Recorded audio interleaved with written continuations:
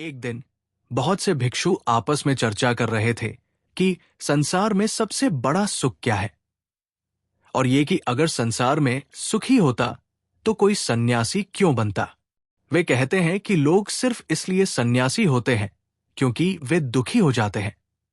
जैसे किसी का परिवार बर्बाद हो जाता है या किसी को कोई बड़ा संकट आता है तो वो सन्यासी बन जाता है।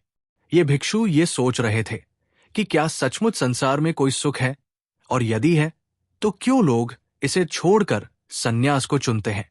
तभी भगवान बुद्ध वहां आकर भिक्षुओं की बातें सुनते हैं और उन्हें इस तरह के विचारों पर आश्चर्य होता है। बुद्ध को यह सुनकर गहरी निराशा हुई और उन्होंने भिक्षुओं से कहा, भिक्षुओं, ये क्या बात कर रहे हो? आप सभी भिक्षु होकर ये सब कह रहे हो। ये संसार दुख से भरा हुआ है और आप सुख की बातें कर रहे हो। अगर ये संसार सचमुच सुखमय होता तो आप यहां क्यों आए थे? सुख सिर्फ आभास होता है, वो एक भ्रामक प्रतीति होती है। इसके बाद बुद्ध ने विस्तार से ये बताया कि संसार में सुख नहीं है, क्योंकि जो चीज हमें सुखी दिखती है वो असल में भ्रम है। वो भिक्षुओं से कहते हैं, संसार का मतलब वही है जहां सुख का आभास होता है, लेकिन असल में वहां सुख नहीं होता।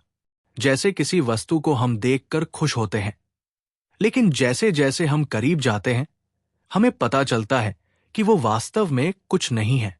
अब भिक्षु ये समझने लगे थे कि यदि संसार में सुख नहीं है तो फिर वो कहाँ है?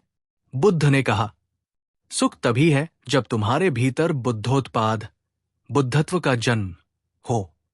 तुम्हारे भीतर जब बुद्ध का अवतरण होता है तभी असली सुख होता है। ये एक विशेष अनुभव है जो भीतर से उत्पन्न होता है। तुम्हें अपने भीतर बुद्ध का जन्म देना होगा। फिर बुद्ध ने समझाया कि यदि व्यक्ति अपने भीतर बुद्धत्व प्राप्त कर ले तो वो सुख की अवस्था में प्रवेश करता है। वह चेतनता की एक उच्च स्थिति तक पहुंचता है जहां उसे किसी भी बाहरी सुख की आवश्यकता नहीं होती। ये सुख चिरस्थायी और स्थिर होता है। बुद्ध ने आगे कहा कि बुद्धोत्पाद के साथ साथ ध्यान और समाधि भी सुख के रास्ते हैं। धर्म को सुनने से सुख मिलता है, लेकिन इस सुख पर रुकना मत। इस सुख से अधिक तुम्हें ध्यान और समाधि का अभ्यास करना है। तुम्हें अपनी चेष्टा और प्रयासों को बुद्ध जैसे बनने के लिए समर्पित करना है।